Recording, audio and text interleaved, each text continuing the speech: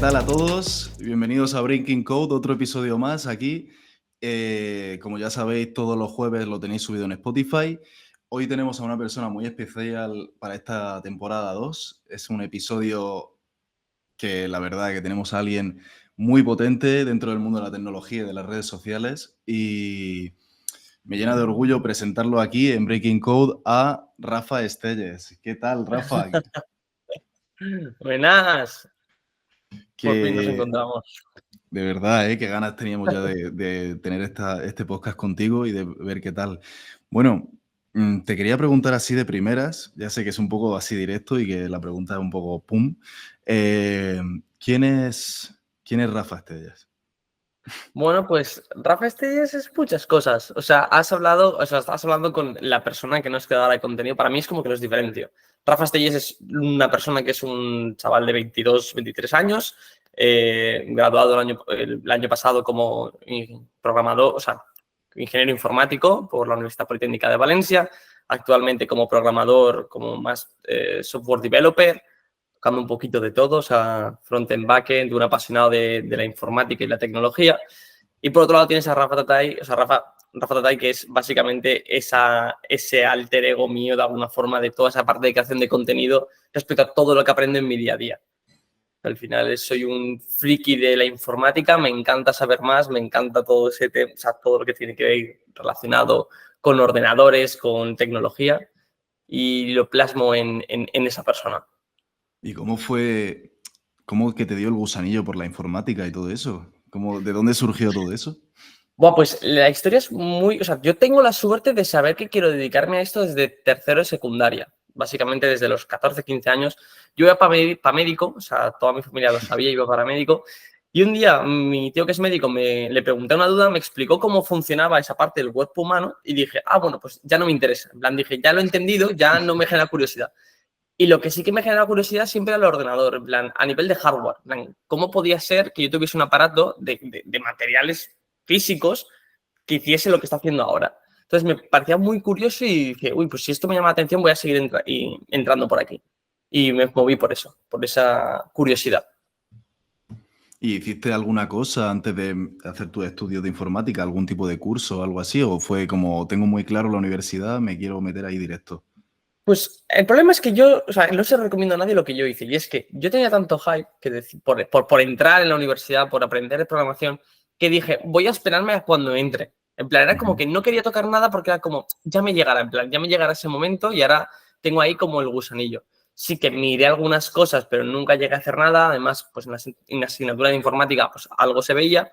Pero al final lo que más hacía en mi día a día en aquel entonces no era tanto programación, sino más sistemas, en plan, más pues administrador de sistemas, podríamos decirlo. Más Vale. entender y sacar el máximo potencial a un ordenador o a un dispositivo tecnológico. Pero bueno, hablando ya, cambiando así un poquito como de tema de todos los estudios y eso, una vez que tú terminaste los estudios, ¿qué tal fueron los primeros trabajos? En plan, ¿cómo fue esa búsqueda de trabajo? ¿A qué retos te tuviste que enfrentar de primeras y cómo hiciste para superarlos?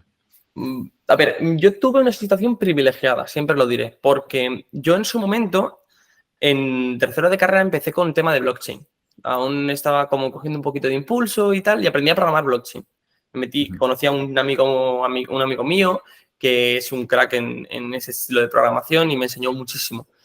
Entonces, yo llego a un punto en el que al final apunté bien, disparé bien y cogí una buena rama. Entonces, yo lo que me tuve que enfrentar es a tener que elegir sobre todas las opciones que tenía. Yo tenía ofertas de prácticas porque mi universidad es obligatorio, bueno, casi obligatorio hacer unas prácticas, o sea, y además tienes muchas posibilidades.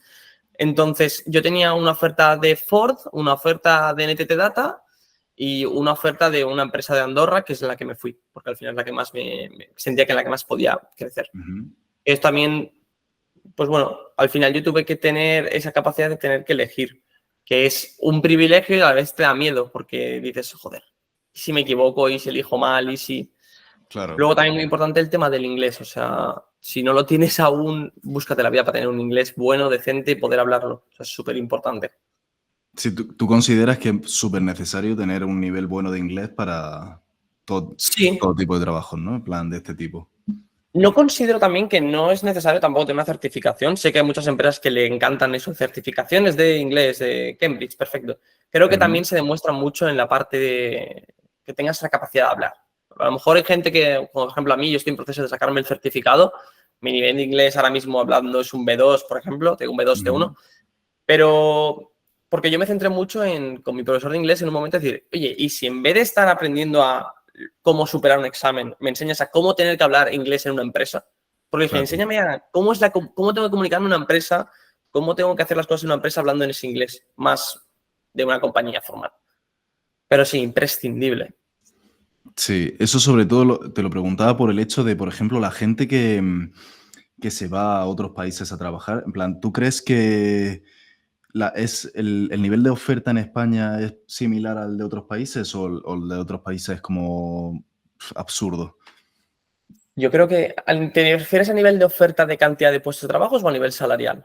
Para mí Nivel es como, como un conjunto de vale. salarial, con oferta de empleo, ¿o A crees que ver, aquí me ha tirado España un está en triple de esto, crecimiento? se lo escuché a alguien decir Ujú. también en un podcast o a algún programador que decía que España tiene calidad-precio por línea de código la más barata. O sea, en España los programadores se les maltrata mucho. O sea, yo conozco empresas Big Tech de las Big Four que pagan de entre 20 o 18 o 20 mil euros a un programador, cuando te puedes ir a cualquier parte de Europa y te están pagando 2 veces más simplemente por salir de la universidad. Ujú. Y el problema es eso, que yo creo que en España tenemos una capacidad de aprendizaje muy buena, con un respaldo universitario en este caso o de instituciones muy bueno, pero que a la hora de contratar se nos sigue viendo como peones. Porque yo creo que no nos entienden, que ese es para mí el problema principal. Sí, ¿no? Que al final el español acaba siendo como... El Pero bueno, explotado. claro, dicen, este le podemos meter de lo que queramos. Sí, yo creo que hay empresas que se fundan en España, o sea, que ponen bases en España para poder contratar gente más en todos los sectores. O sea, pasa, no es normal. O sea, al final Sí, quieres lo mejor, lo más barato. claro, normal. Y bueno, tú, ¿qué trayectoria seguiste? Desde que saliste de la universidad, me has dicho que entraste en esta empresa y allí, en esa empresa, ¿qué tipo de... ¿Alguna vez se te presentó algún tipo de limitación que dijiste tú, "Pf, esto qué movida, algún proyecto, alguna cosa que dijiste, "Pf, esto, ¿cómo salgo yo de aquí? De recién llegado, ¿sabes? ¿Y O cómo sea, llegaste a superarla? ¿Sabes lo que te digo, no? yo, sí, sí, sí. Yo la sensación, nada más entrar a la empresa, dije, la sensación del impostor. Es decir, Sí. no sé hacer nada, que no sé, o sea, no sé ni siquiera hacer nada de nada, siento que he mentido, no sé ni cómo he llegado aquí, o sea, no sé ni cómo tengo lo que tengo. Creo que esa sensación es normal, creo que al final yo me enfrenté a ello diciendo, bueno, tengo un compañero que me ayuda, pregunto lo que tenga que preguntar y a equivocarse, en plan, recibir un par de palos y hasta aprender. Entonces, con ese miedo simplemente lo trabajé diciendo, pues voy a seguir haciendo, aunque sea lo mínimo, aunque sea preguntar, aunque sea formarme, tomarme notas. O sea, yo siempre tengo una libreta encima de mi escritorio para apuntarme las cosas, es decir, no entiendo esto, me lo apunto y lo pregunto, luego lo digiero, lo busco, me informo. Y el paso fue curioso, o sea, yo durante esa etapa de prácticas, al final estaba jornada completa trabajando en proyectos bastante interesantes por el momento, sobre todo porque al poco tiempo pudimos ver un proyecto real en funcionar, que era, hicimos un sistema de entradas de ticketing para un evento todo en blockchain. O sea, creo que era el 100% o el 90% de todo estaba almacenado en una blockchain, entonces no teníamos dependencia de una base de datos. Me pareció muy interesante. Ya ves. Y luego durante eso lo estuve compaginando con algo que recomiendo muchísima gente, que es hacer hackatones.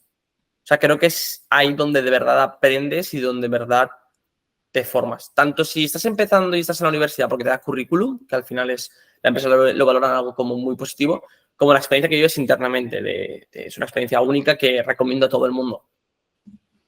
Sí, nosotros, por ejemplo, aquí en Immune hacemos muchos hackatones con los chavales que están entrando y eso como para que Mm. se vayan metiendo así en ese mundillo y les encanta, vaya, funcionan súper bien, la gente le flipa. Pero bueno, ahora que nos has contado así un poquito de quién es Rafa Estelles, ahora te quiero preguntar quién es Rafa Tatay. Porque, claro, me estás contando la historia de un programador y de pues cómo llegaste a trabajar, qué estudiaste y todo eso, pero yo quiero saber cómo surgió ese gusanillo que de repente redes sociales, ¿por qué? ¿Cómo llegó eso? Cuéntame un poco de todo eso. Buah, pues la historia a ver, es muy, no tiene mucha chicha. Al final empezó cuarentena, Ujú, yo no me aburría mucho y yo siempre he sido muy friki, es lo que te digo. Me sabía como eso, atajos de ordenador. O sea, yo era el típico que en clase buscaba la forma más corta de hacer las cosas. Yo me describo siempre como que soy una persona muy vaga, entonces he buscado siempre la forma de hacer todo lo más rápido y terminar lo antes posible, haciendo el mínimo ujú. esfuerzo. Entonces, con esa idea en mente, al final empecé esa cuenta. Empecé subiendo vídeos chorra y de repente un día dije, bueno, voy a probar a subir una tontería, o sea, un truco muy, muy absurdo. Y ese vídeo me cogió como 40.000 visitas y dije, Entonces dije, voy a ver si hay alguien haciendo esto en TikTok. En TikTok acaba de nacer en cuarentena. Ujú. Y, un segundo. Esto. Y básicamente, pues eso, o sea, cogí y empecé a subir vídeos de informática, de tecnología y empecé a ver que funcionaba muchísimo. Entonces ya me planteé en hacia dónde quieres enfocar este contenido, porque al final es muy sencillo, o sea, es muy sencillo enseñar trucos que ya sabes y Ujú. decidí al final buscar otras ramas, otro estilo de contenido para llegar a mucha más gente, como puede ser vídeos que hacía en aquella época de El mejor hacker de España, donde estaba en Omegle, pues sacaba la dirección IP de las personas, buscaba la Ujú. geolocalización, sacaba una estimación y iba sacando cosas así. Y vídeos también, pues al final enfocado sobre todo a la utilidad del usuario. Es decir, mi contenido desde siempre se ha basado en enfocarse a que tanto tus padres puedan verlo como un chaval de 14 años. Pues al final he tirado por contenido tanto muy lúdico como puede ser aplicaciones, páginas web, trucos para clase, como pueden ser también, pues de vez en cuando entro pues, cosas de programación que es mi día a día, que es también lo Claro, que me apasiona. porque tú al final, ahora, a ver, ahora mismo mueves un número de gente que es absurdo. Yo cuando me metí en tu perfil dije, madre mía, ¿no te llega a pasar de vez en cuando que, bueno, lo típico, que hemos tenido aquí a muchos influencers y a mucha gente que está en redes que nos contaban que hay un momento que de repente ves esa cantidad de gente y eres consciente de que toda esa gente es como que te sigue y que tú tienes que dar un contenido, conseguir seguir una línea que ya has seguido. ¿No te ha llegado ese momento que digas tú, uff, ¿y ahora qué subo, sabes? O qué hago ahora, sabes? Bárbara, o sea, siempre. O sea, al final tienes muchísimo contenido. O sea, te lo digo que he grabado más de 1.300 vídeos o 1.400, Ya ves. ¿sabes? O sea, al final tú lo que haces con eso es, pues, inspirarte en otras cosas, basarte en en las novedades que estén saliendo ahora al mercado, lo que esté pasando ahora. Pero con esos mental breakdowns de decir, ¿qué hago? ¿Qué subo? No funciona. O sea, a lo mejor llevas un mes diciendo, es que no me funcionan los vídeos, es que estoy subiendo lo mismo que subía y no funciona. No quieres Ujú, cambiar algo y no te funciona. Al final, yo en estas redes sociales, en formato vertical, siempre digo que es constancia, es no parar. Si tienes algo que te ha funcionado en otro momento y tienes una fórmula que te funciona, tócala, ajustala, pero sí, o sea, no te agobies con el no supera, no llega, este vídeo no ha funcionado. Nada, sigue, sigue. Y en un momento vuelve a funcionar. Me ha ujú. pasado con YouTube, me ha pasado con Instagram, me ha pasado con TikTok. Épocas que de repente se paran en una red social y a los 2, 3 meses vuelve de repente a explotar todo y vuelve a funcionar. Así que me lo tomo así, con calma. ¿Y tú crees que, por ejemplo, llegado a un punto, tú puedes vivir de las redes sociales o, por ejemplo, emprender un proyecto a partir de las redes sociales? ¿Qué te digo? Pues, rollo, la gente te empieza a solicitar un tipo de contenido y tú ofreces un tipo de curso o decides crear como algo. ¿Tú crees que se puede llegar Ujú. a hacer eso? ¿O has planteado esa idea en algún momento de tu vida? Sí, la estuvimos a punto de lanzar en su momento, decir, bueno, vamos a crear pues algo para la comunidad, tema de programación. Lo que pasa que también desde mi punto de vista, para mí las redes sociales siempre han sido como un extra. O sea, para mí Ujú, me da mucho pavor decir, me voy a enfocar 100% en esto, porque la verdad, la realidad es que yo a la gente se intento explicar, digo, yo tengo 22, 23 años. Si yo ahora decidiese dejar, eso llevo un año programando, yo ahora mismo claro, decir, voy a dejar de programar a nivel de una empresa, a nivel donde yo aprendo, que es programando una empresa y todo eso, siento que a mi contenido empeoraría la calidad. Entonces, a mí me gusta claro. tener esa dualidad donde yo tengo dos formas de vida. Por suerte tengo teletrabajo, tengo Ya una ves. flexibilidad muy grande, entonces pues puedo un día irme a Madrid a hacer cualquier cosa o a Barcelona a grabar cualquier cosa. Y vivo con esa mentalidad de que son dos cosas que se unen, pero que las redes algún día pues, me pueden fallar o puedo no funcionar o cualquier cosa. y me gusta más tener como la otra parte más asegurada. Entonces, ahora mismo estoy como distribuyendo todos los tiempos, gestionando 1000 cosas, pero sí que me gustaría en algún momento lanzar proyectos personales, sobre todo para mi comunidad. Pues sí, totalmente. Y ahora que ya hemos hablado un poquillo de las redes y eso, que tampoco quiero que sea el tema principal, porque yo qué sé, tío, eres una máquina dentro de la tecnología. Te quería preguntar sobre la opinión que tienes de algunas cosas que han ido pasando ahora actualmente, Vale, así de noticias y cosas así, que me des tu opinión y qué piensas de todo esto. La primera que te quiero preguntar, que ya está, es un tema súper trillado, pero que al final es algo que vivimos con el rodeado, es la IA. vale. Vale, ¿tú qué opinas de la IA? Me refiero en el sentido de IA generativa, IA de código, Copilot. ¿Tú crees que todas este tipo de IAs nos van a quitar el trabajo, pues, por ejemplo, a los creadores de contenido, a los programadores, o es una Ujú. herramienta? ¿Cómo crees que es todo esto? ¿Cómo crees que funciona? Mira, justo hace unos días estuve en Madrid, el viernes estuve en Madrid en una conferencia de Google Ujú, y estuve hablando con 12SV, no es con Carlos, que al final es un crack en este ámbito, y al final lo definió, lo explicó muy bien. O sea, con ujú. eso, porque yo también siempre he sentido ese miedo de decir, madre mía, es que esto va a ir a más, y si de repente ya no sirvo. Y él lo explicó como la IA, en realidad, lo único que va a hacer es eliminar los embudos que habían antes. O sea, al final, si tú antes perdíamos mucho tiempo a lo mejor en tener que buscar la información. Ahora tenemos toda la información local, centralizada en una inteligencia artificial. Siento que lo que va a hacer es agilizar esos procesos. Ujú. No creo que de aquí vistas 10, 15 años digamos, bueno, voy a dejar y todo lo que yo sé de programación a una inteligencia artificial y que se encargue ella.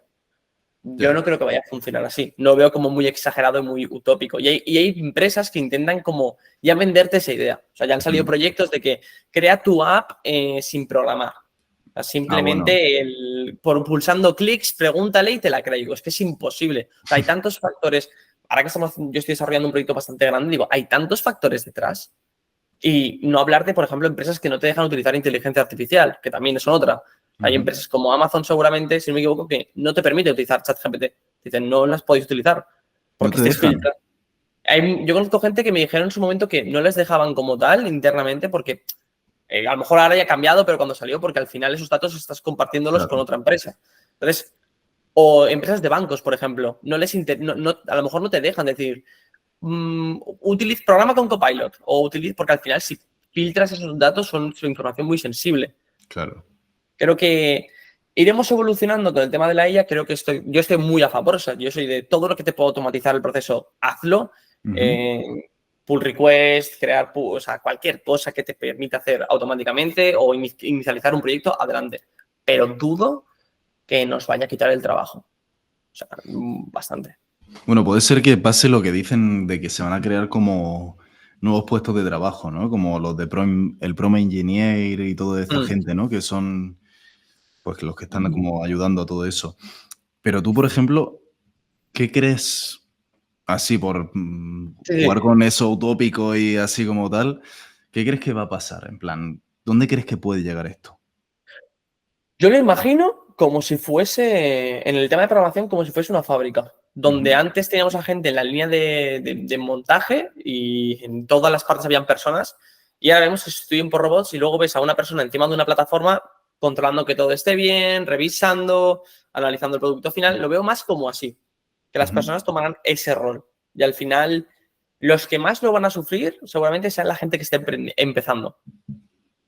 Claro, Eso es no lo sé. como lo que sucedió con los teléfonos, ¿no? Que al final nosotros somos como una generación que nacimos de cierta manera con los teléfonos, pero todos los que son anteriores a nosotros como que les saca totalmente. Sí, sí, también te digo, creo que nuestra generación, por ejemplo, yo soy una generación que literalmente he nacido con la IA. O sea, yo mi Ujú, último de carrera, mi último año, salió ChatGPT ya a ves. nivel de poder utilizarlo. Entonces, yo lo pienso y digo, madre mía, si no hubiese tenido esta herramienta para aprender ahora en el trabajo, me hubiese muerto. O sea, tener que Ya haber buscado, ves. o sea, hubiese perdido tiempo en buscar cómo hacer, cómo desplegar X cosa. O sea, cómo hacer no sé qué. O sea, al final es como la generación que de repente tenía Google. La de Mm, antes se quedaría obsoleta. Es decir, ¿cómo voy a buscar? No, no hace falta que no voy a aprender a utilizar Google porque no me hace falta. Tengo mis libros, tengo mis documentos. ya ves. Lo veo un poco así. Sí, sí, sí. Pero bueno, por ejemplo, aquí entra ya como otro dilema, que justo es lo que has dicho del al último curso y todo eso. Yo conozco gente que ha estado usando ChatGPT para hacerse el TFG y el TFM. ¿Tú qué crees de todo eso? En plan, ¿tú crees que eso es ético o cómo va todo Sí, o eso? sea, eh, tú a un corredor, o sea, no me imagino en atletismo, por ejemplo, diciéndole a alguien, va, corred descalzos porque correr con zapatillas es la ventaja. Pues, o Ujú, sea, me refiero, al final creo que si, yo siempre, esto hablé con un profesor en su momento, porque tengo mucha vinculación con mi universidad, ujú. entonces si lo hablaba, lo discutía con ellos y decía, es que desde mi punto de vista, si hacéis algo y tu solución es prohibir la IA, en plan, no utilizar esto, el problema lo tienes en la forma en que evalúas. Luego habían profesores que te decían, o sea, hay profesores que decían, voy a investigar que no utilicéis tal. Y profesores que te decían, utilizarlo porque aprender a utilizar esta herramienta sobre todo para detectar qué casos te funcionan, cómo te funcionan, buscar los errores.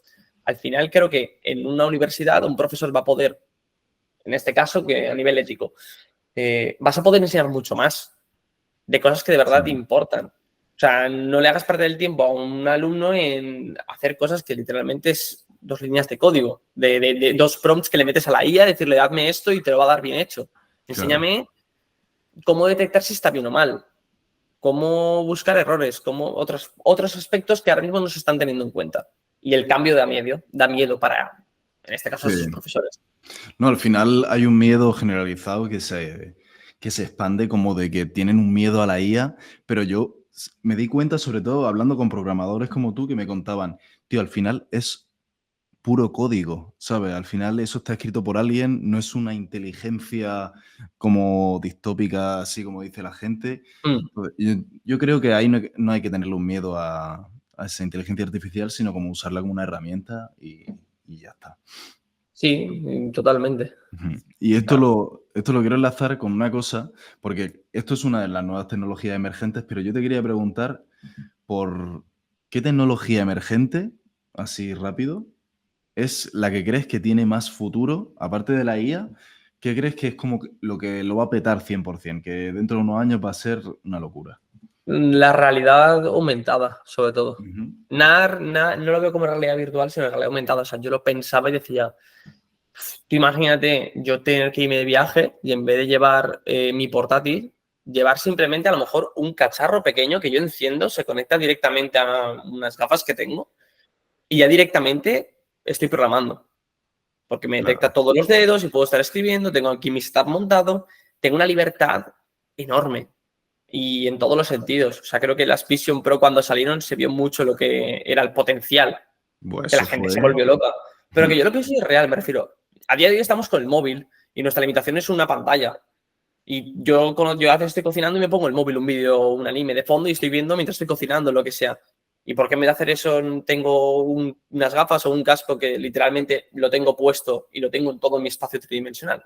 Ya Lo veo ves, mucho más interesante. Para mí ese va a ser el siguiente paso. ya ves. Porque, por ejemplo, ahora que has dicho lo de la Visual Pro, a ver, ahora son un armatoste, pero ¿esto dónde crees que puede llegar? Porque es que puede ser una locura, ¿no? En plan, y- ¿dónde crees que puede llegar esto? Yo creo que el mejor ejemplo lo tenemos con la Ray-Ban que sacaron, los de Meta. Ujú. Que Meta lo hizo perfecto. Y cómo se colaboró con creadores de contenido de streaming. O sea, Sí, al final tenían el primer paso y era de aquí para el usuario. El que las llevaba no recibía nada. Pero llevabas unos altavoces y unas cámaras de alta calidad para poder hacer streaming. ya ves. Si a eso le metes simplemente que en esas gafas tienes un pequeño LED donde tú puedes estar viendo, por ejemplo, el chat.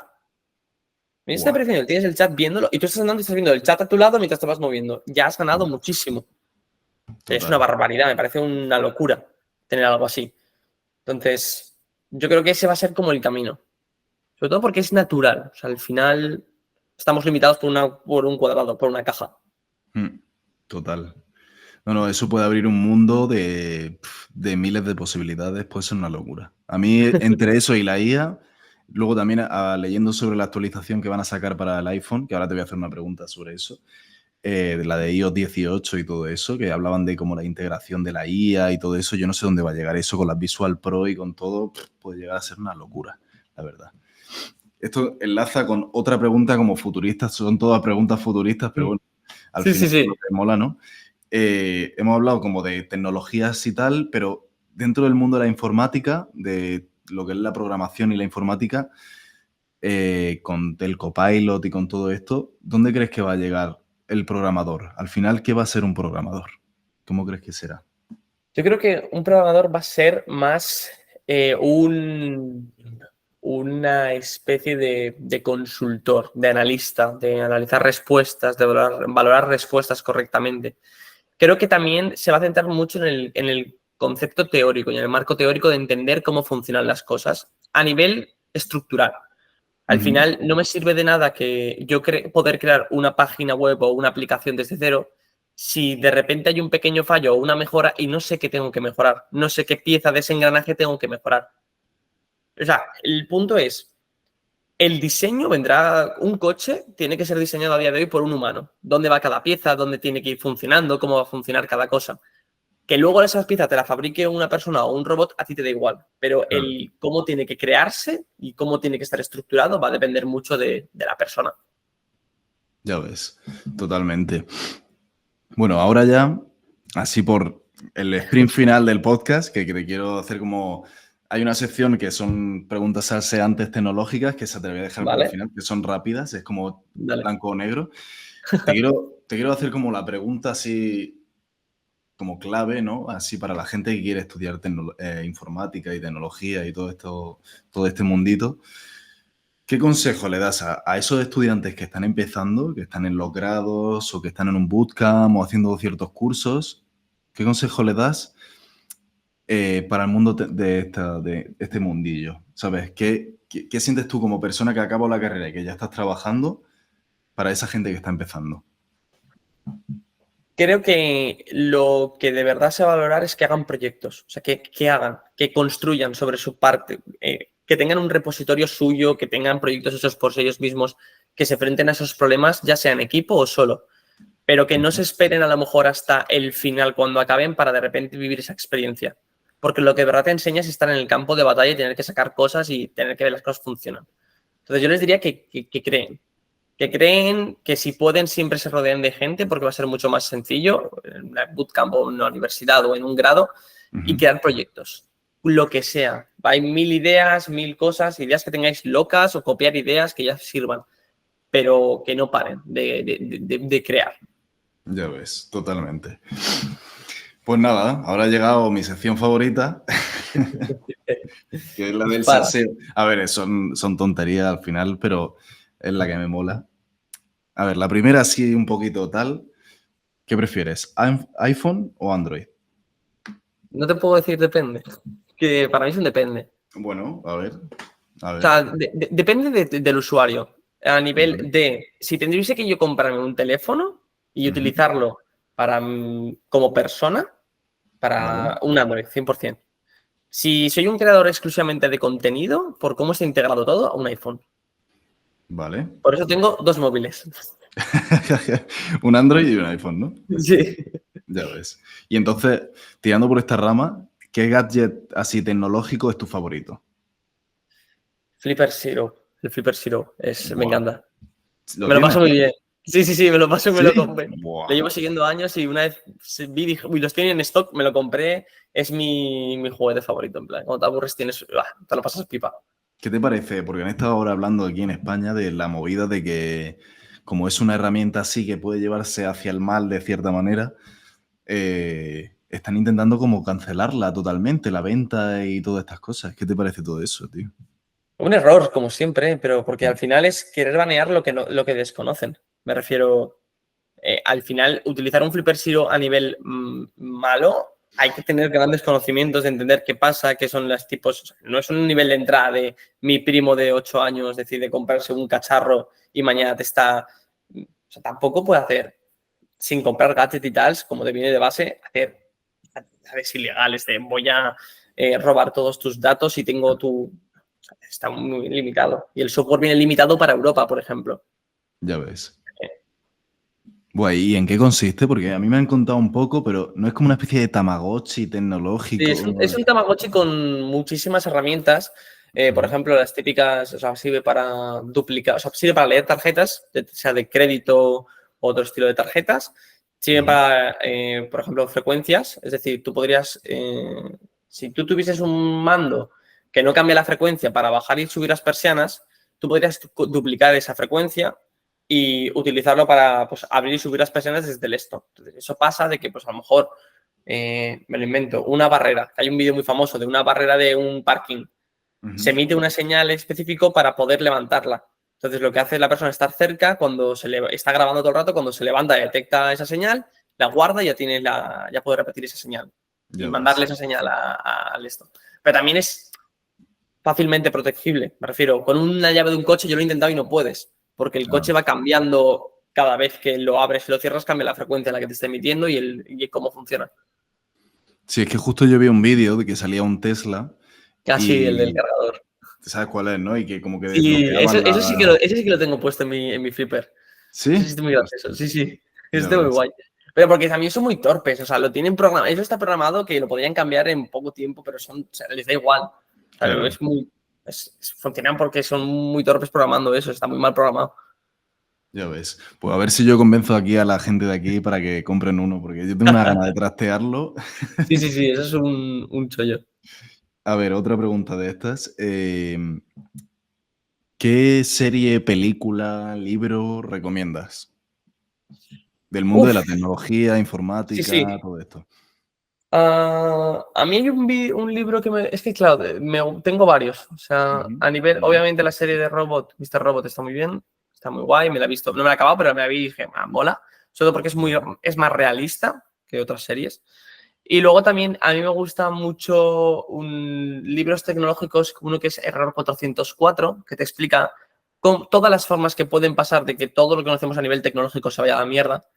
Está muy Ya guay, en ves. plan, hablaban, por ejemplo, hace nada pasó esto de que se habían auroras boreales en España, era Sí. porque había una tormenta solar.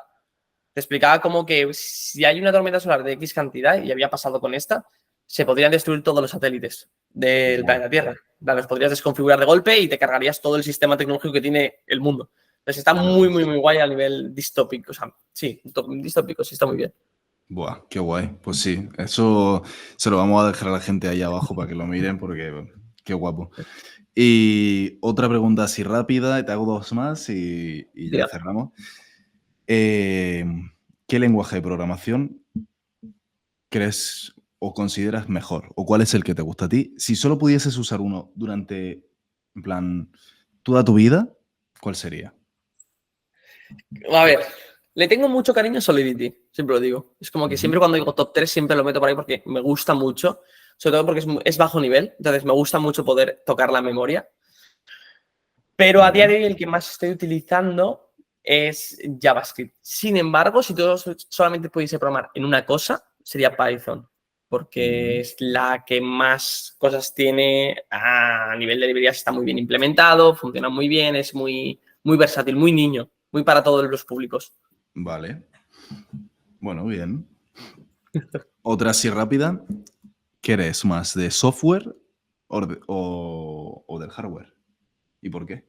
En plan, ¿cuál te mola Sí, más? esa es buena, esa es buena. Vale.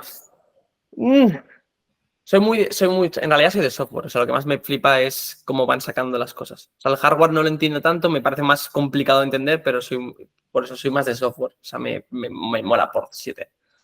Vale.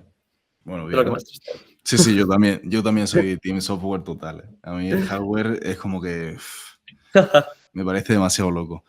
Y luego, por último, así, no sé si habrás escuchado algún tipo de rumor tecnológico o alguna cosa así muy loca que hayas dicho tú, de alguna tecnología emergente que hayas escuchado por algún lado, que digas tú, ¿cómo van a hacer esto? ¿Sabes? O alguna cosa que ya se haya cancelado, pero que hayas escuchado. ¿Sabes lo que te digo, no? Sí, es que todo lo que está escuchando así que digan que iban a hacer. O sea, mira, algo que sí que me llama mucha atención, que me hace mucha gracia, que esto lo leí, me lo estuvimos hablando una vez con unos amigos, fue el tema de la programación cuántica, la Ah, computación cuántica, que te lo vendían como, "Buah, esto es el nuevo futuro, el nuevo increíble". Y había una chica, una doctora, que se ujú. dedicaba, cuando salía un algoritmo en plan de en computación cuántica, esto ha mejorado tantos. se dedicaba a hacer lo mismo con un algoritmo convencional en computación normal y ver que daba mejores resultados con el convencional. Entonces, siento que la computación cuántica aún no tiene un potencial real, no se ha explotado, no lo veo como... Siento que ha sido como el... que hubo mucho FOMO ahí, mucho boom de tecnología que yo creo que se dará de qué hablar, pero no creo que sea tan relevante en los próximos años. ¿No crees que podamos echarnos unas partidas al Call of Duty, ¿no? Con un ordenador de estos, ¿no? No, no me lo veo, la verdad. No sé si te quiero tener algo cuántico en mis manos. Me daría un poquito de miedo. Sí, da un poco de miedo, la verdad. Pues nada, Rafa, ha sido un placer, la verdad, tío. Ya sabes que cuando quieras, esta es tu casa, tío. Cuando quieras, pásate Cuando lo vaya que por quieras. allí con tiempo me paso sin lugar a 100%. duda. Aquí tienes, vaya, el campus es masivo. Cuando estás aquí más que invitado. Cuando quieras hacemos un podcast presencial. Y Genial, tío, me encantaría. ha sido un placer de la leche. Y Qué guay. nada, que para la gente que nos están viendo, espero que haya gustado mucho. Ya sabéis que Breaking Code a tope. Y Rafa Estellas con vosotros. Rafa, muchísimas gracias, tío. Gracias a vosotros. Chao. Chao, un placer.